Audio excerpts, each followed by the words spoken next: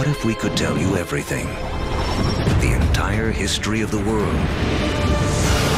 Now, what if we told you we could do it in just 2 hours?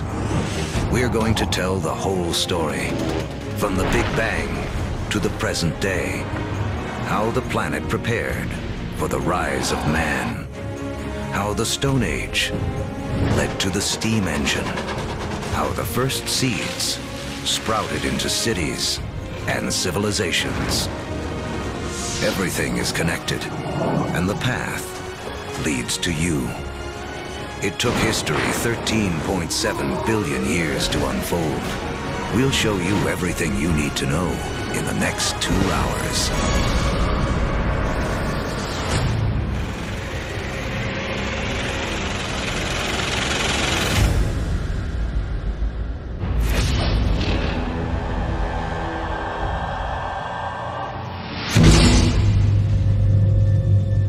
This is our infant universe. Everything that will ever exist, everything that will ever happen, all begins here, within this tiny bundle of energy, smaller than an atom. And right now, history as we know it is about to mysteriously begin. For reasons we may never know, our universe suddenly erupts.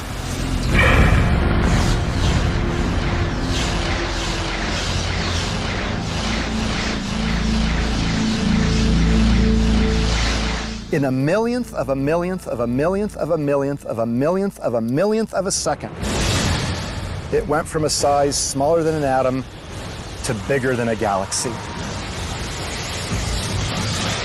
Whoosh. What you're seeing is energy, and it's one key to understanding everything that will unfold in the next 2 hours. Within a fraction of a second, the Big Bang creates all the energy that will ever exist. All the energy that will power the stars, that will fuel anything that ever lives. All the energy that you will ever consume dates back to the beginning of time. When you put gas into your car, you're tapping energy that was created during the Big Bang. You're tapping the energy of the universe itself.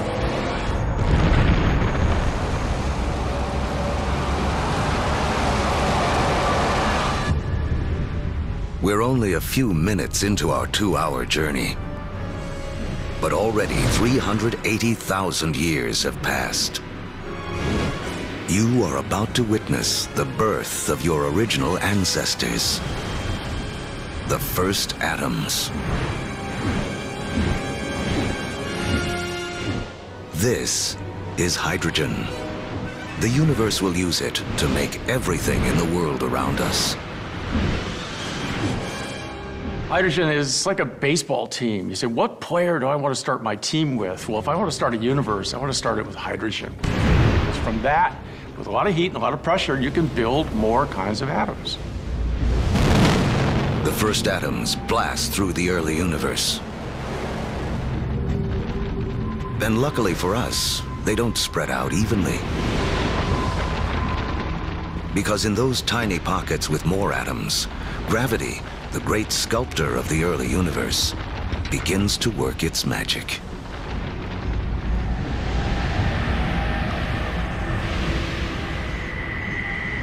The first galaxies are beginning to form, revealing a timeless secret of the universe.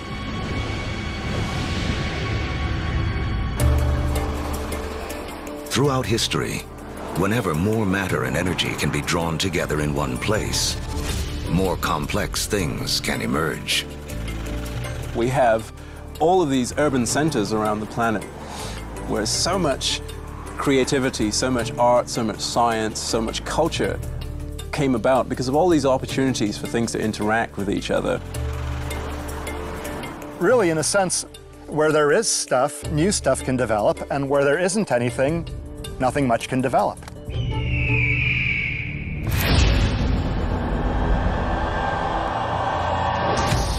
300 million years after the Big Bang. Inside of forming galaxies, gravity continues to squeeze together clouds of gas and dust, causing pressure and heat to violently rise. When the temperature reaches 18 million degrees Fahrenheit, hydrogen atoms slam together, creating a new element, helium, and radiating bursts of energy. The first stars are born. Suddenly, there were these new beacons of light shining forth, pouring energy into the universe. Let there be light. But something is missing from this early universe. There are billions of stars, yet not a single planet. To form planets, and eventually people, to take the next leap that would make all of history possible, the universe needs more to work with than just hydrogen and helium. The complicated elements, the heavier things that we build stuff out of, for example, iron or life built out of carbon and things like that, they're actually manufactured in stars. We may see stars like our own sun as sources of light, but there is something bigger happening deep inside. Stars are element factories. They fuse hydrogen into helium, helium into lithium, forging 25 of the most common elements we'll need to live, including carbon, oxygen, nitrogen, and iron.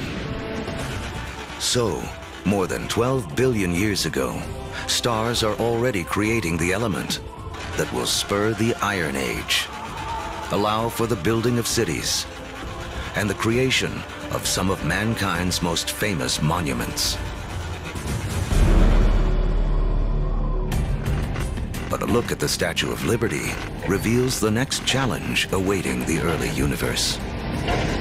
While the statue's frame is iron, her skin requires an element too heavy to be made in stars.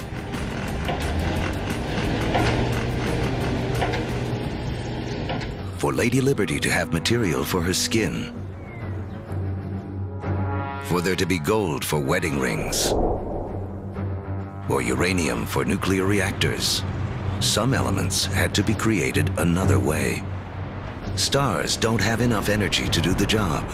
But if the element factory isn't powerful enough, how about blowing up the factory? Just a few million years after the first stars formed, some of them exploded. Wham! These explosions, known as supernovas, are the biggest blasts in the universe since the Big Bang, providing the extra boost of energy needed to fuse heavier elements. In the fiery blast of their own destruction, stars create uranium, gold, all the rest of the elements that will fill our world, including copper. The periodic table of the elements is really sort of a library of matter in the universe. Those are your building blocks. Everything is coming out of that particular chemistry set.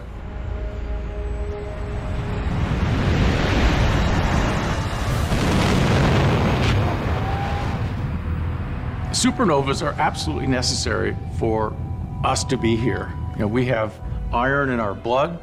We have little bits of old supernova, therefore, just floating around through us. We are all stardust. Copper and tin, Bronze Age. Without supernovas, there's no Bronze Age. Go to any supermarket and buy a multivitamin. And go and look in the ingredients. You'll find copper, you'll find zinc, you'll find selenium, you'll find all sorts of elements that can only be made in a supernova. The elements made by stars will become the seeds of life on Earth and the drivers of human history. But the journey has just begun. Before there can be life, the universe has to build us a suitable home. To build a proper house, you have to assemble the right materials all in one place.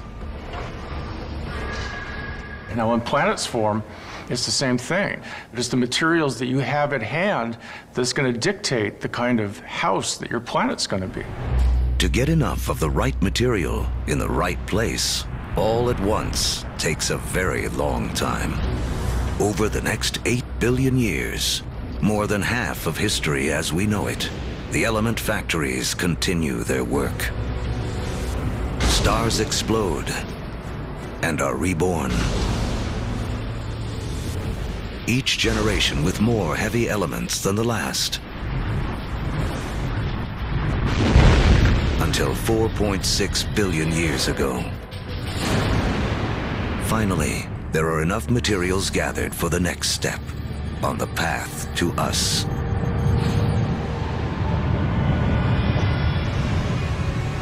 A new star is born. This is our sun. It's so massive that it's gathered up 99.9% of the gas and dust in the solar system.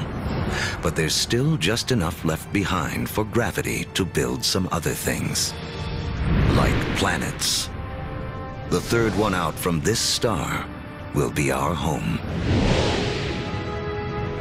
By the time Earth emerges, just over 4.5 billion years ago, 2/3 of the history of the universe has already passed. The first sunrises sweep across a foreboding alien planet. A world spinning so rapidly that a day lasts only 6 hours. When you go back to the early Earth, right after the planet formed, you really have to think of the Earth as another planet. The sun would have looked out over a hellacious scene of just molten lava. In places, you would see rafts of black volcanic rock. Within the liquefied rock, the elements are all in a jumble. Something has to bring order out of this chaos. And once again, that something is gravity. Lighter material drifts toward the surface and forms a solid crust,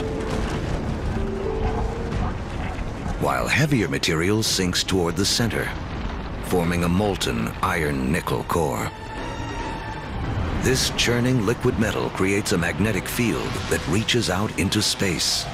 Like a force field, it will protect our future home from the sun's deadly charged particles. Soon, this magnetic field will allow for life to grow, and later guide the explorers who will connect two halves of the world. But for all this to unfold, the Earth will need a critical partner.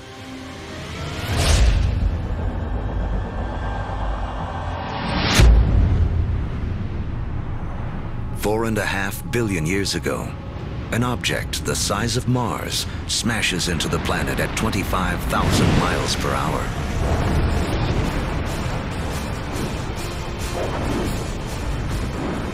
Earth swallows up much of the impactor.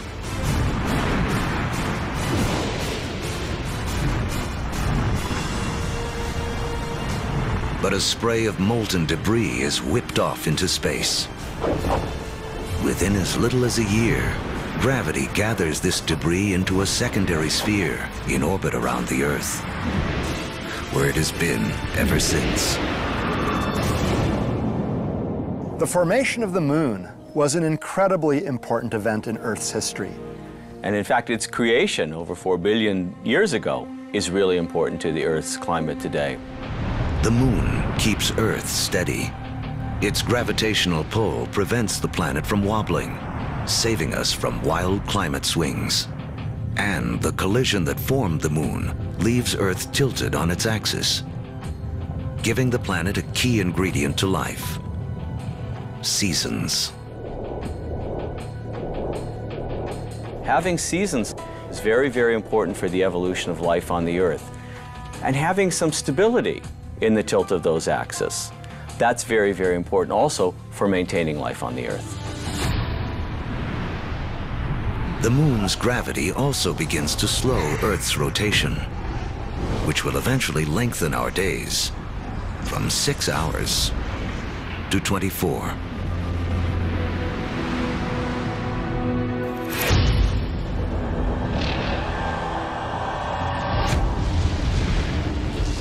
4.4 billion years ago. It's too hot on Earth for liquid water to exist, but there's water vapor, steam in the atmosphere. The trick is how to get it out of the sky onto any world where you hope to have life. A little rain must fall.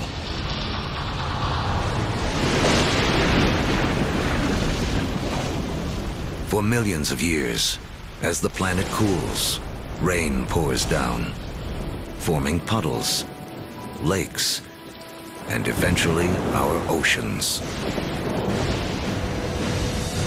By 3.8 billion years ago, our planet has a moon and permanent oceans. But it hardly resembles the place we now call home. To become the stage for all of human history, Earth needs an oxygen-rich atmosphere, fertile continents for people to discover and develop. Who will create our modern world? There's 1 trillion of them crawling on your skin right now.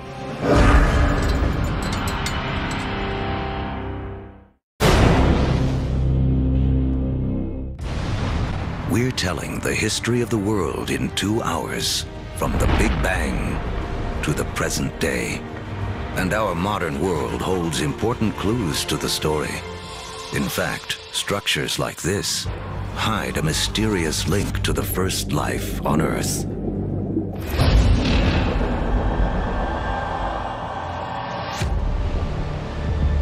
$3.8 billion years ago, beneath the surface of our primeval oceans, a revolution is taking place. 6 simple elements, including hydrogen from the Big Bang, and oxygen, carbon, and nitrogen created by stars, have combined to form the key substances that will make up all life, including us. The most spectacular is DNA. Within its spirals hide the secret codes of life.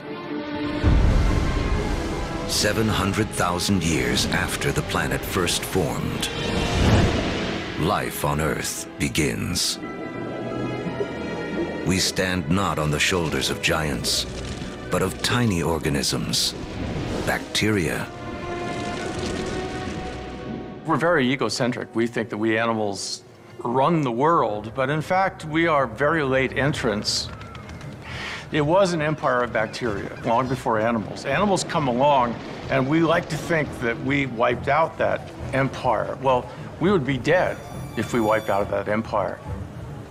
I have within me an entire zoo of bacteria. In fact, each one of us has more bacteria living in our bodies than there are people on the planet.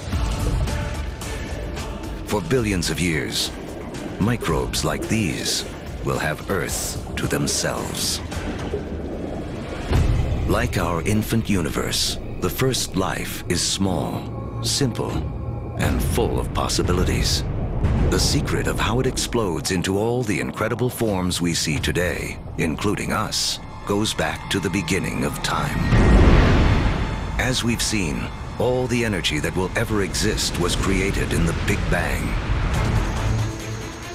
All creatures need to grab their share of this energy to survive. The more we harness, the more efficiently we use it, the more complex we can become. And almost all of our share of the Big Bang's energy is beamed to us by the sun. 2.5 billion years ago, some very special bacteria figure out how to consume the sun's energy to live. In doing this, they also create the most important waste product in the history of the world: oxygen. Soon, oxygen will remake our world. But first, it has another important job to do. Earth's ancient seas are full of iron particles, and everyone knows what happens when oxygen meets iron. Here I'm a little bacterium. I've produced this oxygen molecule, and here's a big piece of iron clump. I rust it. This rusted iron collects on the seafloor. Billions of years later, these huge deposits will be raised up to become major sources of the world's iron and steel. It was these iron deposits that later on drove the Industrial Revolution. In this way, the Brooklyn Bridge and the other early landmarks of the Industrial Age are a direct link to some of the first life forms on Earth. Once there's no more iron left in the sea to rust, these ancient bacteria have a mission to complete. They create so much oxygen that it fills the oceans and escapes into the atmosphere. And from then on, we have a very different planet from all the other planets in the solar system. Now, life takes a giant leap. For the first time, some bacteria learn to live on oxygen. Every human breath is a ritual, 2.5 billion years old. Life tends to stick with what works, even over the course of billions of years. Oxygen is a game changer. By taming its power, life has found a better way to energize itself, 20 times more efficient than anything used on Earth before. What life does with all this new energy will be the story that leads to us.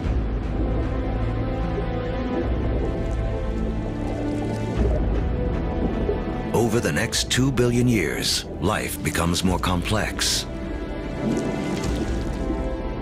Skies become blue, and so do the oceans that reflect them. Large, solid continents appear. Earth is beginning to look more like the place we now call home.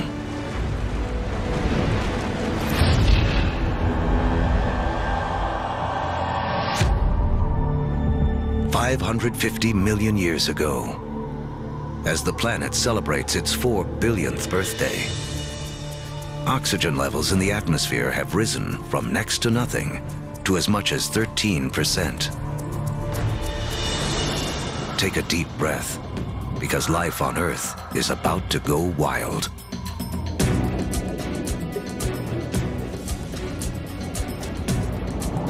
This is the Cambrian explosion, biology's version of the Big Bang. Right after you have abundant oxygen, you get size and complexity. And oxygen lets you do that. It's in this breathtaking span of roughly 30 million years that most of the major animal groups evolve. By 500 million years ago, the first bony fish have evolved in the seas. These fish are our direct ancestors. Though they look nothing like us, they evolved the body parts that will make our own bodies possible, including a spine and a mouth with jaws and teeth. We owe a great deal to our fish ancestors. In fact, all vertebrates today really represent modifications of the original fish body plan. For the first 4 billion years of Earth's history, plants and animals have stuck to the seas. But that all begins to change. With oxygen comes an ozone layer, protecting us from dangerous radiation. Plants make the move first.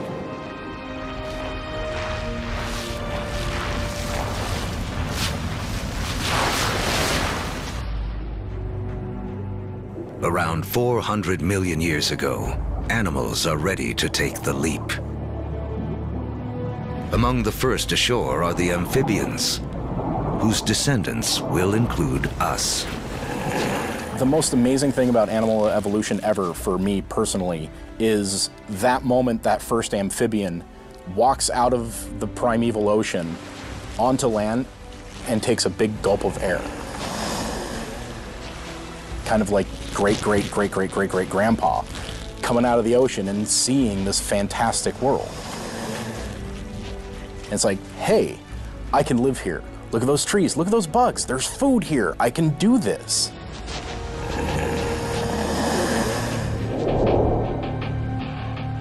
Eventually, humans will conquer every imaginable terrain. But before we can do that, our ancestors must first cut their final tie to the water. Mating season. Like modern frogs, they have jelly-like eggs that would dry out on land. But some amphibians eventually solve the problem. They evolve a new form of egg, with a shell that keeps the moisture in. This allows us to carry the ocean with us, onto land, and signals the evolution of amphibians into reptiles. You could be 300, 400, 500, 1,000 miles away from water and still have the water in that egg in order to birth. That is the key. It cuts that final tie to the ocean. That way we could colonize the rest of the land.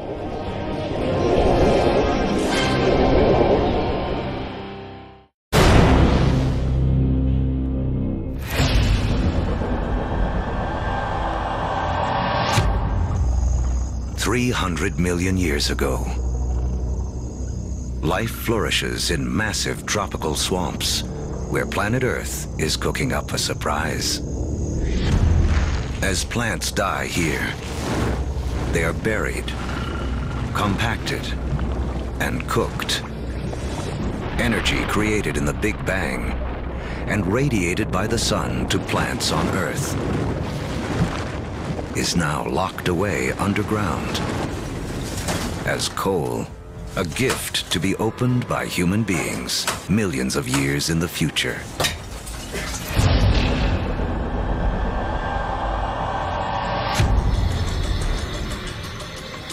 $250 million years ago, an apocalypse unfolds. The biggest spike in volcanic activity since the early days of the planet. The atmosphere is choked with carbon dioxide, and the diversity of animal life spawned in the Cambrian explosion is stopped dead in its tracks. More than 70% of all species on Earth go extinct in the worst mass die-off in history, the Permian extinction. Extinction is a recurring character in the story of planet Earth. 5 times in the last 500 million years, some cataclysm wiped out the dominant species. It's a reshuffling of the deck that allows new creatures to take hold. New creatures like the dinosaurs. Dinosaurs will reign for the next 160 million years. During that time, the first hardwood forests appear. And after more than 4 billion years, the moon's gravity finally settles Earth into a 24-hour day. At the start of the dinosaur era, the continents are clustered together into a single landmass we call Pangaea. But now, they start to break apart. Africa separates from South America. The vast Atlantic Ocean opens up, creating what will become one of the defining barriers of human history, the gulf between the old and new worlds. The undisputed stars of the dinosaur era are animals like Triceratops and T-Rex, but there are some important creatures scurrying around their feet. If we were to trace our lineage back far enough, we would come to really small shrew-like mammals surrounded by these titans of reptile life. During that time, mammals, we were living on the fringes. We were maybe stealing dinosaur eggs, maybe just eking out an existence. So the dinosaurs kind of held us back. The biggest headline of the history of dinosaurs, which is 160 million years, is that we lost. Mammals lost. We couldn't get much bigger than a small cat. For 160 million years, all the medium-sized, medium-big, big, gigantic, and stupendous animals were dinosaurs. For that whole time. They beat us fair and square. But the deck is about to be reshuffled.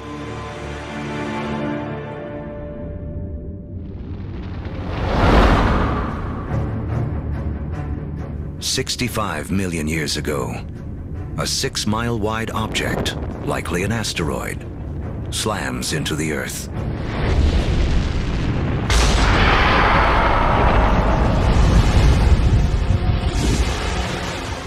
A dust cloud blocks out the sun. Temperatures plummet. Every creature on land weighing over 50 pounds goes extinct. The reign of the dinosaurs is over. The greatest gift that the dinosaurs ever gave us was dying. When they went extinct, it gave the mammals time to rise. It doesn't take long after the disappearance of the dinosaurs for the first true primates to appear. Like their later versions, including us, these mammals have evolved forward-facing eyes, allowing for accurate depth perception and flexible hands with 5 digits. They have 5 fingers, just like us, which means we can grasp things. If you think about other animals that don't have digits organized the way ours are, their ability to hold things, to manipulate objects, is much more limited. 50 million years ago, our primate ancestors are evolving on a planet that is warming. It's so hot, there are jungles at the poles. As the continents drift, the Americas and Africa have almost fully taken shape. But in northern Africa, modern-day Egypt is submerged beneath an ancient sea. On the floor of that sea live small shelled creatures called nummulites. Their shells, made of calcium and carbon, pile up on the sea bottom over millions of years, where they form into limestone. Limestone that will be used to build the Great Pyramids. If you look closely at the pyramids today, you can still see evidence that these 4,000-year-old monuments are, in fact, made of 50-million-year-old seashells.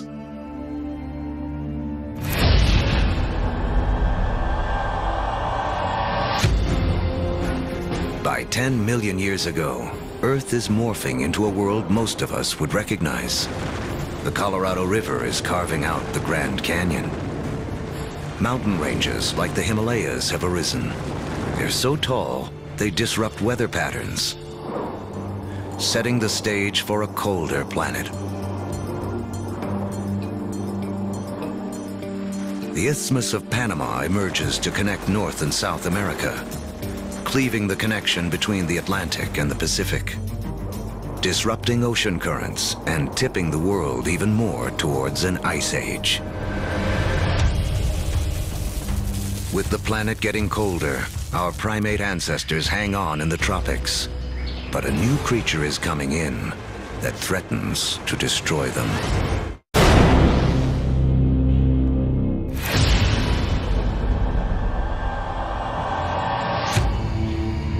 "7 million years ago, our primate ancestors lived safely in the trees. But their neighborhood is about to be invaded. This newcomer will have as profound an effect on human history as any other living thing on Earth. It seems almost impossible to believe, but one of the most important things that will lead to the emergence of us is the emergence of grass. The grasslands appear almost simultaneously around the world. We get the African savannas. We get the Eurasian steppelands. We get the North American prairies. We get the great grasslands of Argentina, appearing simultaneously around the world. In eastern Africa, Grasslands invade the traditional woodland habitat of our ape ancestors. With fewer trees and greater gaps between them, our ancestors have to adapt. Apes would notice that there's more and more apes in the same tree and less food, increasing incentives for apes to go from one patch of food to a different one separated by grasslands. Now, one way to do it is to run like hell. The other way to do it is to extend one's food sources into the grasslands and seek out the foods that are available there. And so, some apes make the move down into this stark new habitat. It's a landscape better suited to primates that can walk on two legs, keeping their heads up above the tall grasses to watch for predators. Standing on 2 feet is a revolutionary advance because it frees up our hands. Hands we will need to shape human history.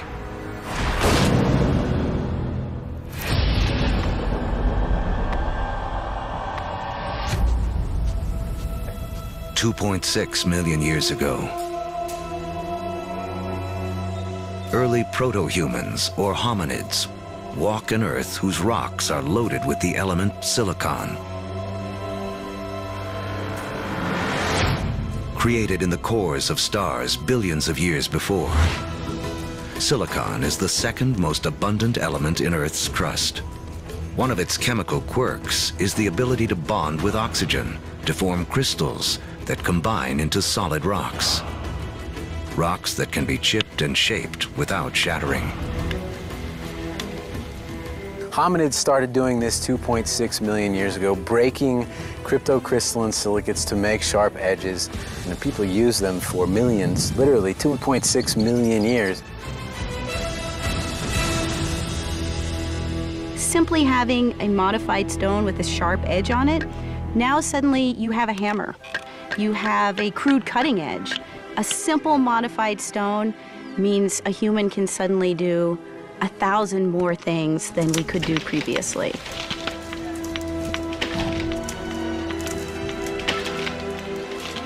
That little extra bit of technology enabled our ancestors to persist and eventually turn into us. Silicon launches the first technological revolution, the Stone Age. Millions of years after it powers our first handheld devices, another chemical quirk of silicon will make it the height of technology once again. The next leap towards becoming truly human relies on a little-known secret of our home planet. In the known universe, it turns out Earth may have a rare and special power.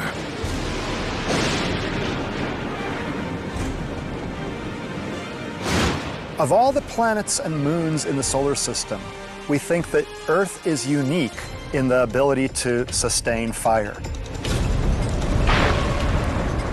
Other planets and moons have lightning and lava. But only on Earth do we have the two critical things we need for fire to burn. A vast fuel supply in the form of plants and trees, and an atmosphere full of oxygen to fan the flames. If fire wasn't a possibility, you'd have nothing like us running around. Homo sapiens, they made a world with fire.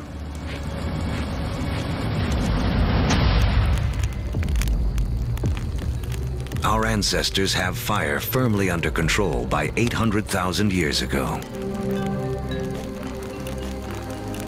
It's a skill that connects us back to the very beginning. Remember that all energy was created in the Big Bang, and all life is in a competition for our share of this energy. Using fire to cook is like having an external stomach to break down foods, releasing more calories, giving us more energy, which in turn allows us to support bigger brains. Fire is also the ultimate gateway technology. We will soon use it to turn clay into pottery, metal into weapons, water into steam power. If you don't have fire, you can't have the internal combustion engine. No fire, no metal. No fire, no rubber. It's a technology that opens a world of possibilities for creatures that know how to use it.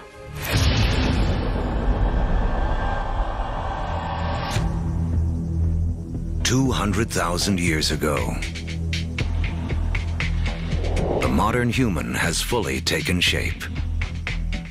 The larynx, or voice box, which is high up in the throat in our ancestors, descends. More complex sounds are now possible. We begin to speak. For the first time, information can be shared between individuals and across generations. Humans have gained a critical advantage over every other creature on Earth. You can tell my grandfather said that when the elephants didn't show up, we go off and hunted zebras.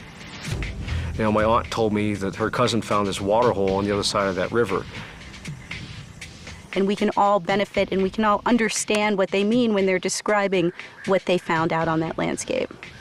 Language changes humans from being like standalone computers to being networked computers, where you can share information. You know, one doesn't need to depend on one's own personal experience. One can borrow the personal experience of anyone with whom one can communicate.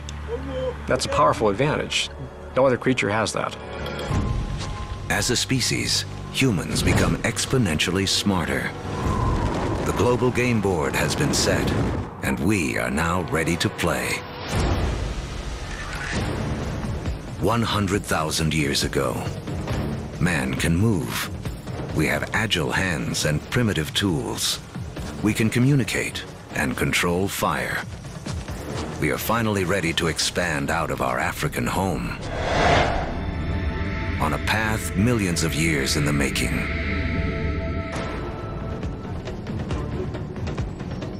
Shifting continents have linked Africa and Eurasia into the largest contiguous landmass on Earth, Afro-Eurasia. 33 million square miles, more than twice the surface area of our entire moon. For early humans, this means more than half the land on Earth can be reached on foot. Human dispersal was a crucial game changer. We are one of the few primates that live on more than one continent simultaneously. So what that means is that we're better insulated from the kinds of things that cause big mammals to become extinct than other primates are. It's extinction insurance. Dispersal is extinction insurance. But just as the world begins to open itself up to man, the planet turns on us. An ice age begins. Now the planet will test us like never before. By 50,000 years ago, glaciers begin to advance down from the North Pole. At the same time, humans continue their conquest of the globe, arriving in China and Australia. By 30,000 years ago, Homo sapiens reach Europe for the first time. By 20,000 years ago, with the ice nearing its most extreme, the march of man reaches the frigid tundra of northeast Siberia. Despite the trials of the Ice Age, man endures and develops the last skills we will need to be truly human. The clues lie in these symbols. We have taken an intellectual leap to think beyond the here and now, beyond what is simply needed to survive. We can only start saying we have an organism that is human, that is the same as us, when we start seeing evidence of symbolic thought. It's when we start seeing a picture of a cow that everybody will recognize as the picture of a cow. Because only when we start seeing all of those things can we say that is a human. People or creatures that think like us, that see the world in the same way as us. And from that moment on, human history was marked to be radically different to any other species on this planet. Now, with huge amounts of the planet's water locked up in ice, sea levels plummet by 300 to 400 feet. The last great barrier to the spread of man is erased. We come across the Bering Land Bridge from Siberia to North America. We are telling the history of the world in 2 hours, and in just 1 hour, more than 13 billion years have already passed. These years of preparation have allowed man to finally emerge and spread out across the planet. And human history as we know it can truly begin.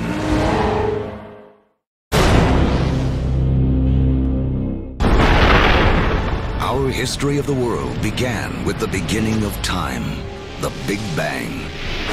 It has taken us on a journey of nearly 14 billion years.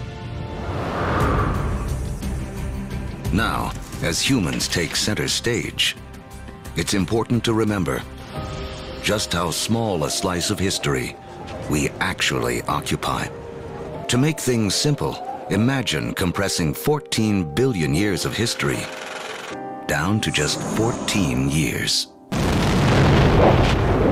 On this scale, the Earth would have existed only for the past 5 years. So that's about a third of the history of the universe. Large, complex creatures would have developed 7 months ago. On this scale, dinosaurs went extinct only about 3 weeks ago. The entire recorded history of humans would span only the last 3 minutes. Modern industrial societies, the Industrial Revolution effectively, 6 seconds ago.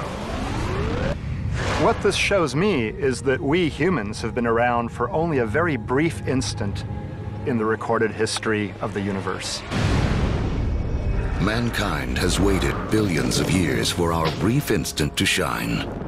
As the stars and our evolving planet carried out the slow work of organizing the elements in a way that would make human history possible.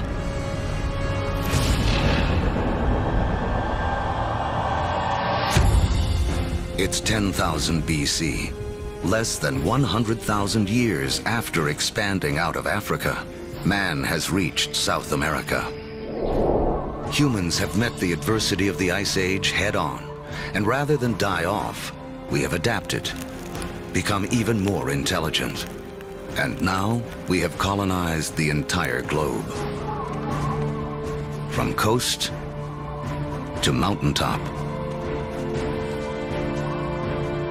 From tundra to desert, humans are there. Our closest living ancestors, chimpanzees, live in the tropics. They only live in the tropics. Humans have managed to colonize the entire globe. Ice Age land bridges allowed man to spread around the world. But now the ice begins to melt, and sea levels rise again. Humans are trapped and separated in 2 vast and unconnected hemispheres. Each pocket of humanity left to make the best of what it has been given. As the glaciers recede, they carve out lakes, rivers, and bays. The map as we know it emerges. In Africa, increased rainfall causes Lake Victoria and Lake Albert to overflow and form Egypt's Nile River. In Eurasia, other rivers emerge. The Tigris and Euphrates in Mesopotamia, modern-day Iraq. The Indus in modern-day Pakistan, and China's Yellow and Yangtze. These river valleys become critically important for how human history will now be played out following the retreat of these ice sheets. These are the river valleys whose waters and fertile soils will allow the first seeds of civilization to be planted. With temperatures warming after the Ice Age, plants and animals are more plentiful, and man can finally choose to stop moving. Permanent settlements begin. Populations grow,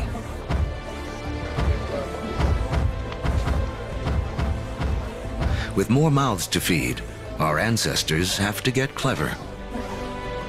They had to find a way to increase the amount of food they could get from the surroundings. Now, one discovery forever changes the planet and the path of mankind. We learn to plant seeds. And the seeds we sow come from the same plants that millions of years earlier spurred our evolution from ape to man. The unheralded hero of human history, grass.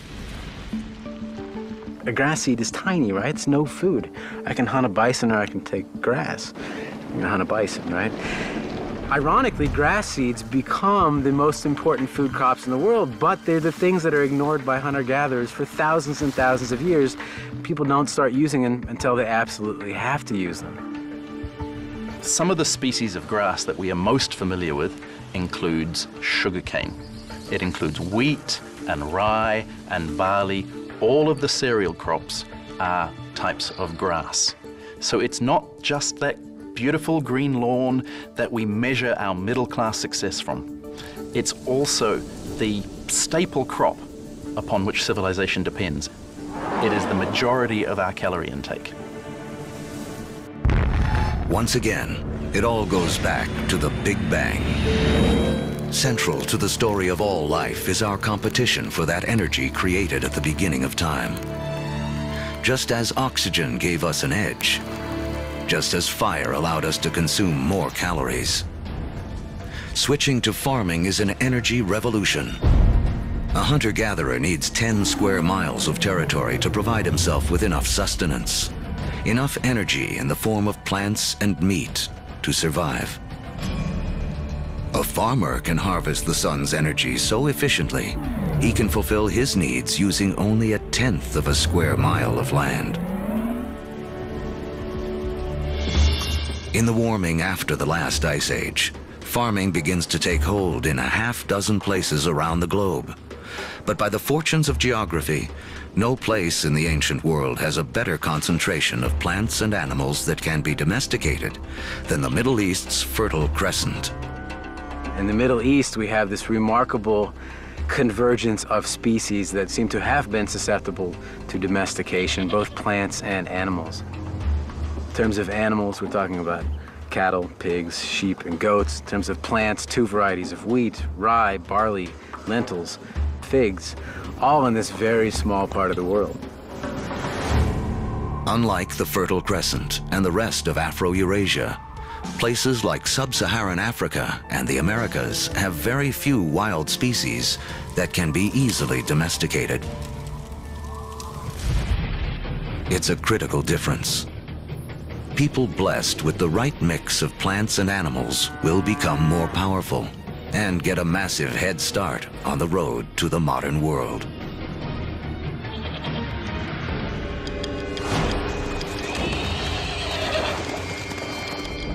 One animal that gives any human who can tame it an almost unbeatable edge is the horse. It's a little-known fact that although horses first evolved in the Americas, they died out there along with many other large mammals around 10,000 BC. There were at least 3 species of Ice Age horses in North America, maybe more. Some as small as ponies, some as big as Clydesdales. And they had evolved in North America for 40 million years. They're part of the whole history, and then they're gone. They're gone. These powerful potential allies disappear before they can be used by the first North Americans. Fortunately, before that happened, large numbers of horses escaped back across the Bering Strait land bridge and spread out across the great grasslands, the steppe lands of Central Eurasia. A narrow escape that had a profound effect on human history. Around 4000 BC, nomadic people in Central Asia learned to tame them for the first time. Domesticated horses will be harnessed across Eurasia, advancing everything from work to warfare. Perhaps no other animal has had a bigger influence on the course of human history. And the circle wouldn't be complete for another 5,000 years when Christopher Columbus would bring horses with him on his second voyage to the Americas. His horses would be the first to set hooves in the Americas since the Great Die-Off over 10,000 years earlier.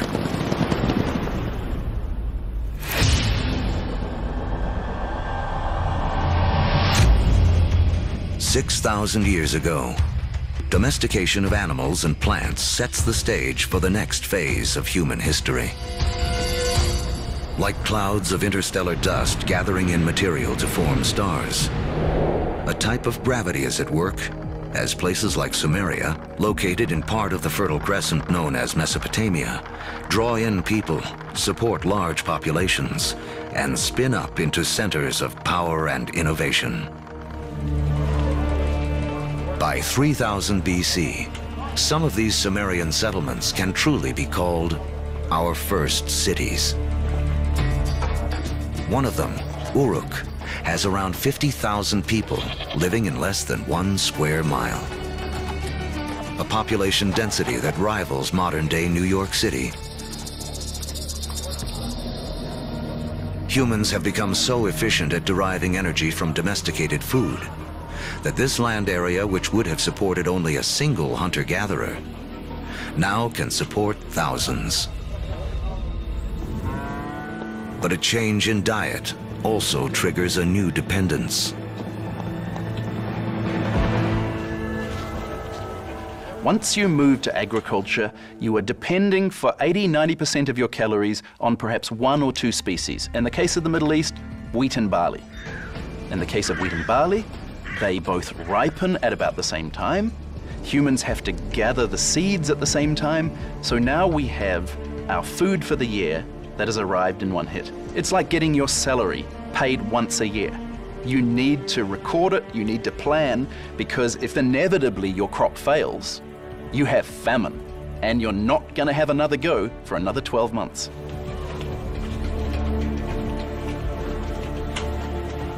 In these first cities, crops are king.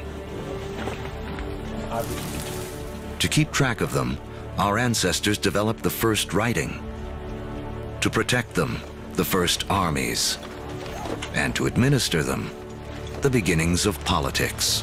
When you have hundreds or thousands of people who are living together, there's simply too many people to sort of run around and create a census. It creates a need for government. It creates a need for some form of social and political hierarchy. Planting seeds has set man on a new path. Settlements have grown into cities. But to take the next epic step from city to civilization, we'll need the help of a very surprising creature.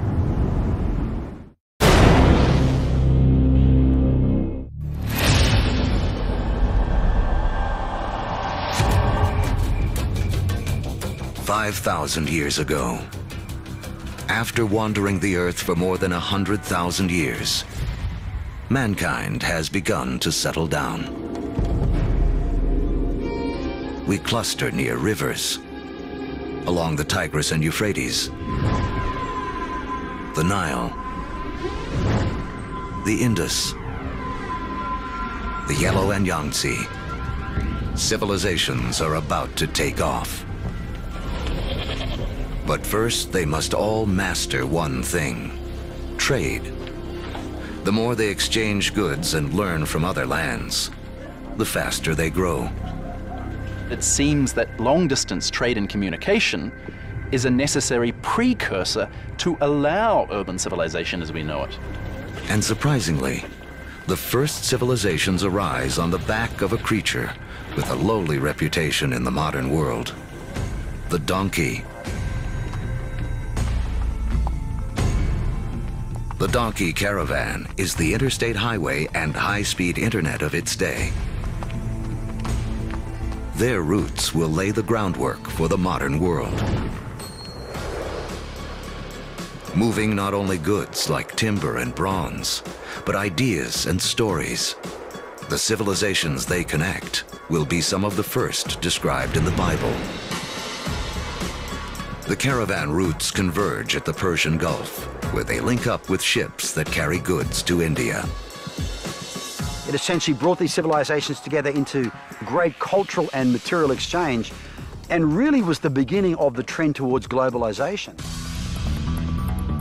It is a key to understanding how our world works to this day. Just like the first civilizations, we trade and form networks. These networks form hubs. And throughout history, being at that hub has meant one thing. The amount of ideas, the amount of cargo that passes through a region seems to have a direct correlation to how powerful and important they are. By 2000 BC, humans have gone from humble huts to massive monuments. In Africa, great pyramids arise on the banks of the Nile. The first stages of Stonehenge rise up in ancient Britain.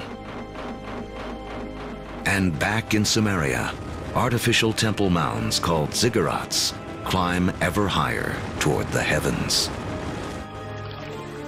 To cement these massive structures together, the builders of Samaria turned to a substance that oozes from seepages along the Euphrates River. It's called bitumen. Used as asphalt in the modern world, it is the first petroleum product to be exploited by mankind. While bitumen is highly prized, the lighter, thinner substance oozing from the ground along with it is considered a nuisance by the ancients because it catches fire so easily. The ancients call it naphtha. We call it gasoline. And it's one of the first indications of the vast oil fields that will one day turn the cradle of civilization into a center of wealth and warfare. The legacy of these first civilizations can be seen in surprising ways. The Sumerian counting system was based on the number 12 rather than 10, which is why we divide our days into two 12-hour blocks, our hours into 60 minutes, and our minutes into 60 seconds. The Sumerians also likely invented the wheel, which eventually leads to another innovation that will change the course of man: the chariot.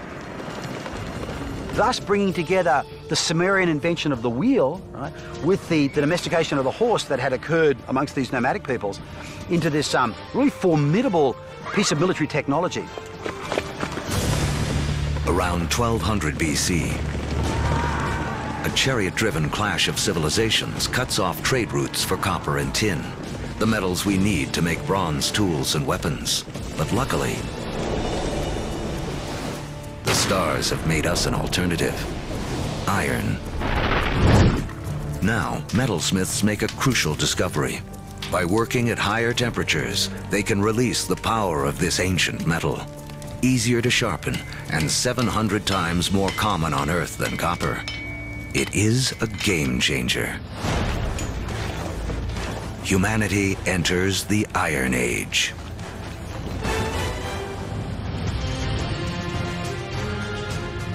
As we reach the first millennium BC, history has taken us on a wild ride. From the initial blast of the Big Bang, to the formation of Earth and its first creatures, and the rise of man.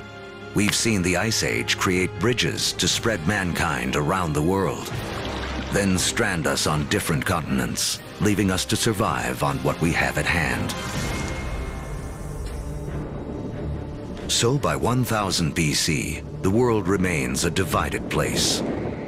The trade network that connects much of Eurasia and North Africa doesn't yet penetrate the planet's driest deserts or cross the vastest oceans. Cut off by geography are people in places like sub-Saharan Africa and the Americas. With few easy-to-domesticate plants and animals of their own, they remain tied to more ancient ways of life.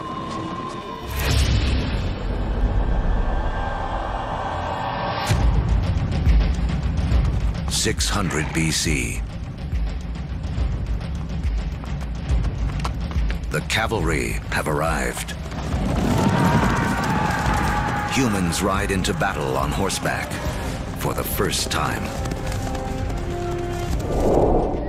We've seen that just taming a horse gives man a massive advantage. Now, pairing him with iron weapons makes him nearly unstoppable.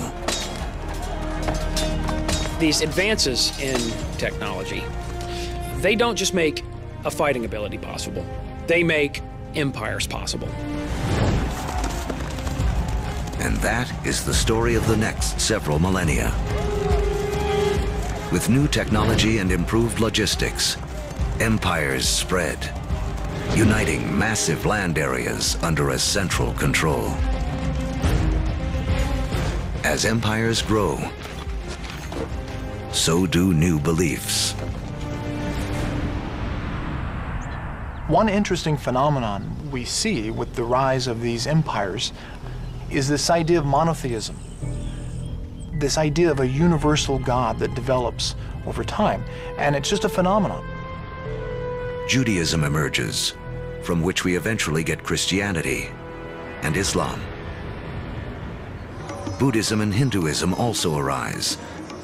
The 5 major religions today are all rooted in this remarkable era. Although empires spread, some great powers remain isolated.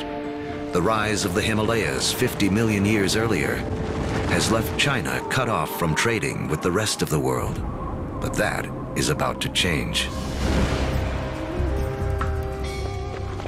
Around 100 BC, a Chinese emperor sends an envoy to the West in search of alliances. The routes he travels will become the Silk Roads, a massive trade network that connects China across Central Asia to the Roman Empire. China has joined the world.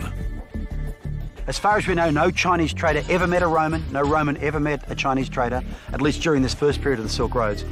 But this vast trade then began to explode.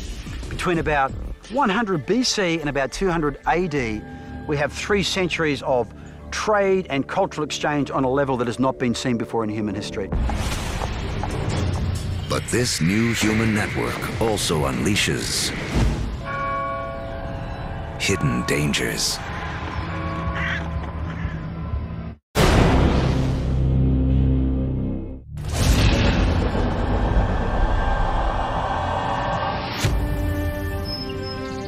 By the beginning of the Common Era, great empires have risen and a massive trading network connects most of Europe and Asia. But the trade routes also carry an invisible threat. Disease. Massive epidemics that some blame for taking down both the Roman Empire and China's Han Dynasty.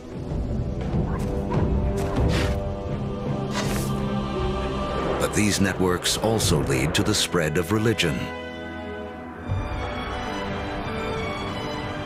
In 312 AD, the Roman Emperor Constantine converts to Christianity, paving the way for it to become the dominant religion of Europe and the West.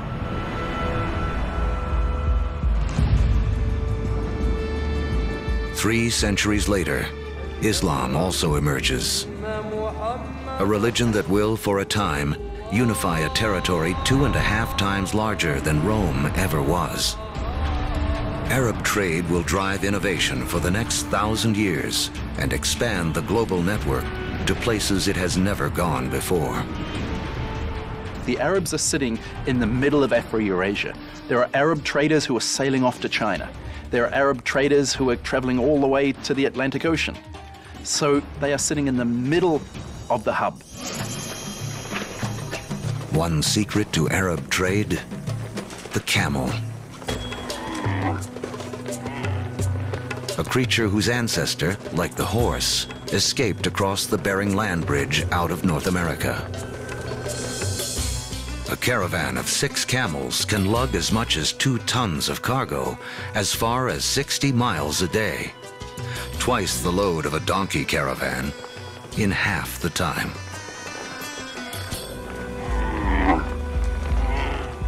For the first time, camel caravans open up reliable trade routes across the formidable Sahara Desert, leading to the formation of the first states in West Africa. Arabic trade expands, moving salt from the Sahara to Rome, rice from Eastern Asia to India, the secrets of making paper out of China into Europe, and countless other inventions and ideas around the world. Where does our word for lemon come from? Where does our word for coffee come from? They're all Arabic, because the Arabs brought a huge number of food crops into Europe. Oranges, citrus crops, they come from South China. Yet they don't make it to the West until the Great Age of the Arabs.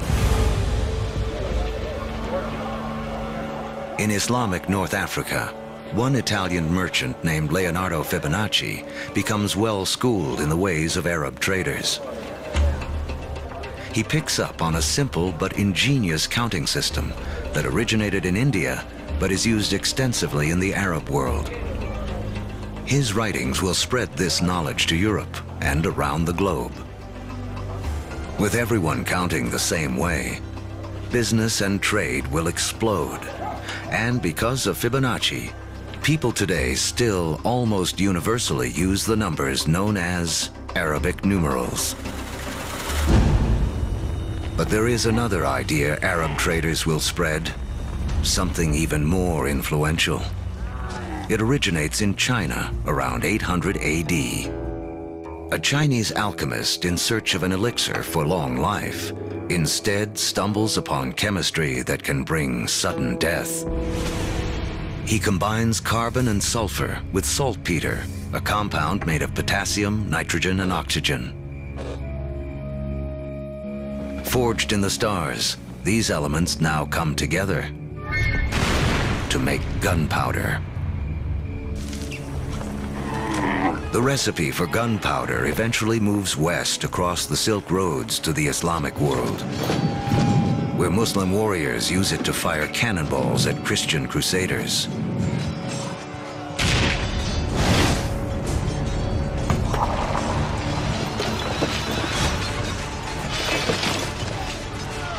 Europeans pick up on the idea, embracing and perfecting gunpowder weapons.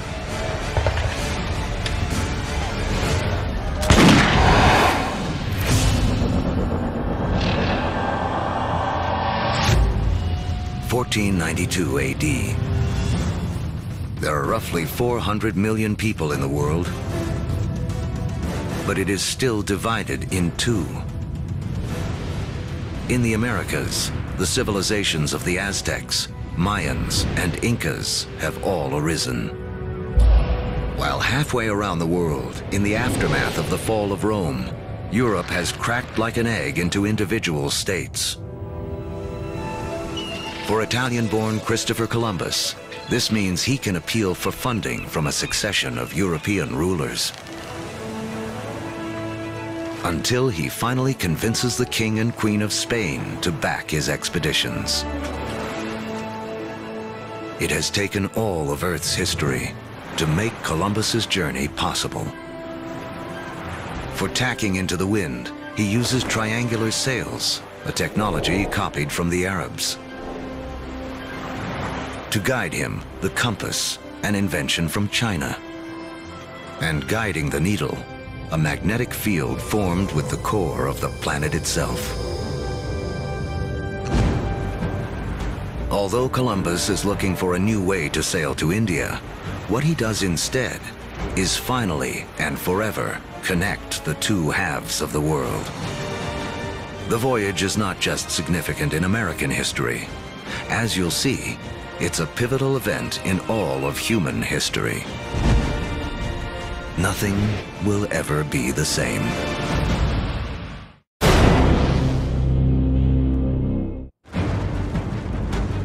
The end of the Ice Age marooned large pockets of humanity on separate sides of the globe for over 15,000 years. Now, that's all about to change. The voyage of Christopher Columbus in 1492 is taught as one of the most significant events in American history. In fact, it's one of the most significant events in all of human history. prior to that voyage, the Great World Zones had existed largely in isolation. By crossing the Atlantic, Columbus opens up the vast American world zone, these two enormous continents of North and South America, with the millions of people that are living there, the resources that are available. And for the first time, people living in Eurasia become aware of this other part of the world. Until the voyage of Columbus, these people may as well have been living on different planets, so isolated were they. A trade network that started with the first civilizations, connected Europe, Asia, and Africa, now reaches across the Atlantic. In this vast new global network, new hubs will form. And once again, power will shift. For most of the last 2,000 years, Europe hasn't been that important. Then we get the age of Columbus, and what do you know? This is exactly the time where we see the rise of the West. This is when the West starts taking over, when it gets itself smack bang in the middle of the biggest exchange network the world has ever seen.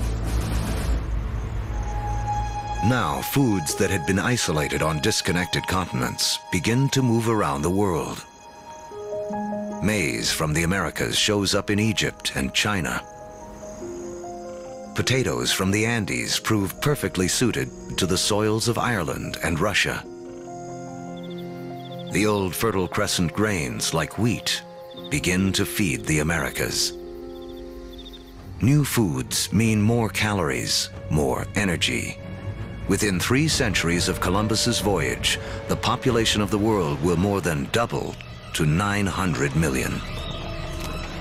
But the unequal hands dealt to the 2 hemispheres now play out in a deadly climax.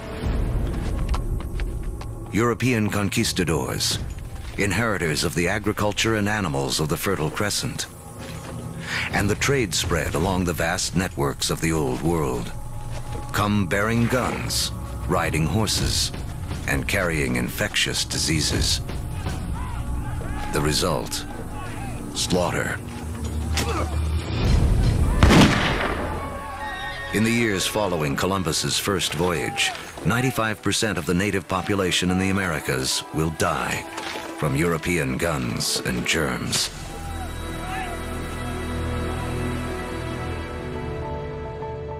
Once the hemispheres are connected, nothing can ever be the same. Take the incredible story of sugar. Chemically, it's the only source of fuel for our brains, a substance we are programmed to crave. Raw sugar comes mostly from sugar cane. Once again, a grass will play a central role in the story of mankind.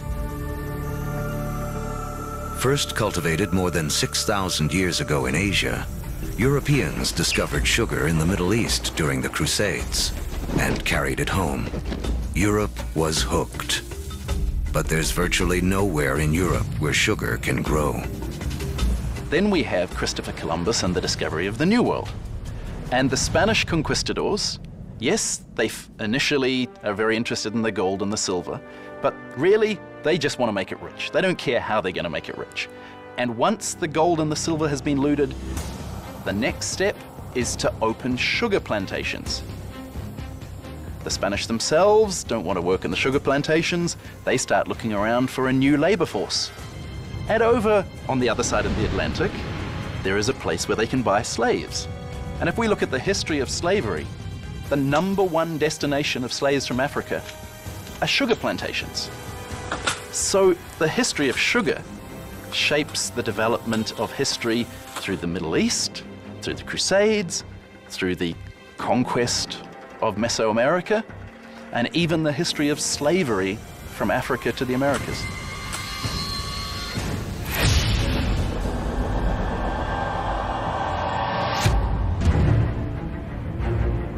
In the year 1700, mankind has hit a wall. Most humans continue to live simple lives, more like our ancient ancestors than our own.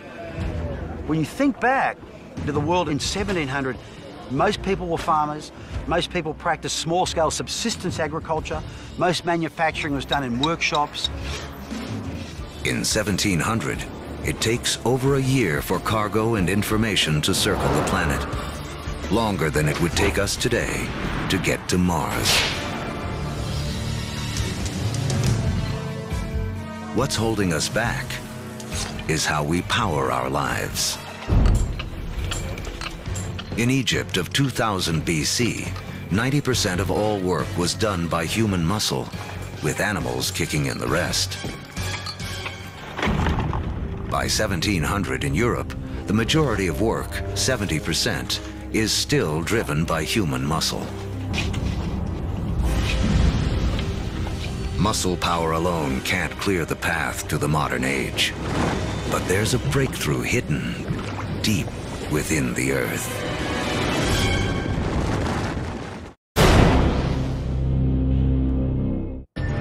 As our history of the world in 2 hours races towards a close, mankind has hit a wall.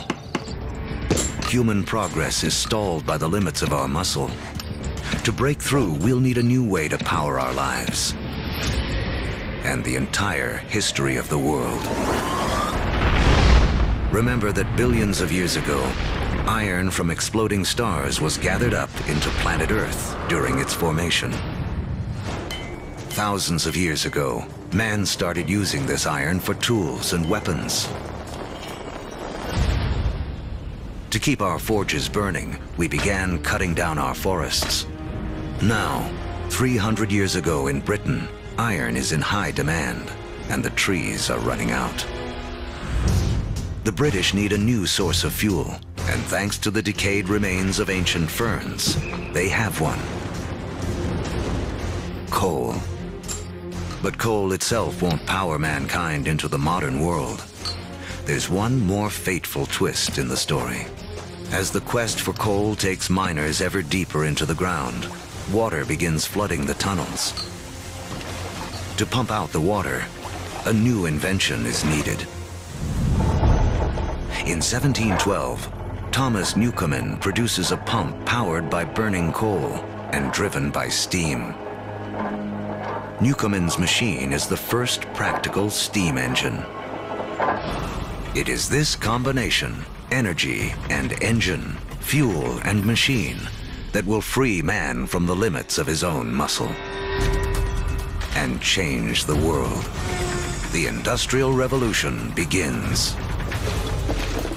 Along with political revolutions in America and later France, this technological revolution forever transforms the landscape of the world. And before long, the Atlantic world has become the new economic, therefore cultural, therefore political, therefore military leader, and will utterly dominate global geopolitics from that moment to this. Trains thunder across the countryside. By the 1870s, the internal combustion engine has arrived, and the Germans invent its killer app, the automobile. Oil, the substance which the ancients considered too flammable to be of any use, becomes the most important commodity on the planet, fueling even more innovation. The telegraph and telephone move messages at lightning speed. With electricity, mankind reclaims the night from darkness. The hub of power has shifted. In 1800, Europeans and their descendants controlled 35% of the land on Earth. By 1900, they control 85%. By the 20th century, fossil fuels and the internal combustion engine have amplified everything, including warfare. That technology meant that military power and military conquest was something that could be international. International in a way that it had never been before. In the 20th century, almost 3 times as many people are killed as a result of war as in the previous 2,000 years of human history combined. The application of the industrial skills, the industrial technologies of the 18th century reached their culmination, I think, with these extraordinary events. And it's all being driven again by the micro-fossilized bodies of organic entities that disappeared into ancient swamps millions and millions of years ago. The Industrial Revolution also allows the human population to explode.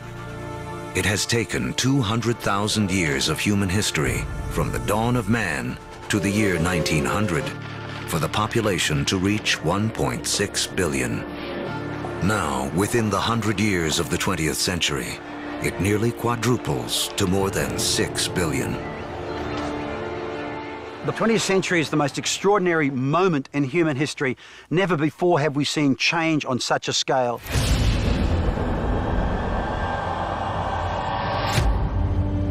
Today, humans number close to 7 billion. We are the dominant players on the planet. We have learned to harness 50,000 times more energy than our ancestors just 10,000 years ago.